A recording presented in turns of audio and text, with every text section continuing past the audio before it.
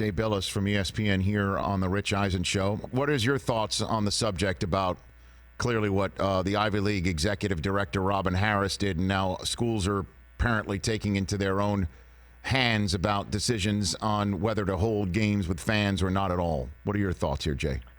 Well, oddly enough, I went to law school with Robin, so I know her. She's fantastic, and she's representing all the presidents who came to that joint decision about the Ivy League tournament. And there are only 4 teams in the Ivy League tournament, but it's on campus at Harvard this year. So I know how painful a decision that was for everybody involved to sort of cancel that competition. But we're seeing schools all over the country now that are essentially canceling their classes and telling their students don't come back from spring break. I know Duke, where I went to school, has told students not to come back until at least April the 20th. And that's happened with at least 3 Ivy League schools. I think you were mentioning Rutgers now is taking some steps. So it's going on all over the country, and really, this is a healthcare issue, and it's a public health issue.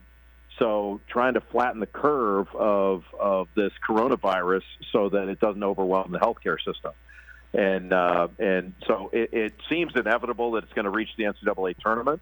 And it's not just the men's tournament. Like the women's tournament is being played going to be played at the same time. Mm-hmm. And the women's tournament is played on campus sites to begin. So Stanford's already said they're allowing limited spectators at events, and certainly that's going to have to affect the women's tournament. And then the optics of it for the NCAA as to can they do what did they do? They can't. It's almost like they can't let everyone else take these measures, and then all of a sudden, but yeah, 75,000 people come in and watch us. That's going to look a little odd. Well, I mean, again, you're a basketball analyst with a remarkable legal background, as we heard from you many times. So you're not an expert on public health, and I don't mean to put you in the position of being one. That said, do you know what the machinations or the decision-making process with the NCAA would be to make a decision so monumental with the first 4 happening in a state where the governor said don't do it, or they're asking, they're not demanding, and then there's a first-round series, I think, in both men and women in the state of Ohio as well, first and second round? Do you know what the decision-making process is actually behind the scenes on this front, Jay? Well, they have a panel that they've put together to give them advice within the health professional field, and they're in contact with the CDC and other organizations to give them advice. The statement that the NCAA put out, and again, there's a difference in this regard between the NCAA office in Indianapolis, Mark Emmert and all his employees, and the conferences. So, like I'm at the ACC tournament right now. The NCAA has no say over how the ACC runs its tournament. If the ACC decides to allow spectators, not allow spectators, that's not Mark Emmert's call. The NCAA tournament is his call. And so as to how that tournament is conducted, that's going to be the call of the office in Indianapolis, with input from the membership, obviously. But they've got a panel of healthcare experts, and then they've got their own healthcare experts that are employed by the NCAA.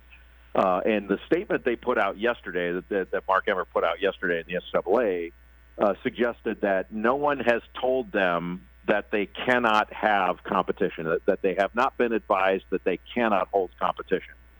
That obviously doesn't speak to whether they should, whether it's prudent to do so. But I think they're going to handle this well. I'm optimistic that they're smart enough and they have the advice, and they're going to take all appropriate steps. Like, this is different from should they pay the players or all this other stuff, and their policies in other areas, which I think I do not trust them with. This I do trust them with. I don't think they're going to make any public health decision that's not going to be in the best interest of everyone involved, and it's not going to be made with deliberate speed and be prudential. So I trust them to do that. In the long run, though, Rich, with the way this is trending, the next step would be limited access of fans. And because, it seems with the way everything's going with different companies that I've been aware of, and different governments and all that.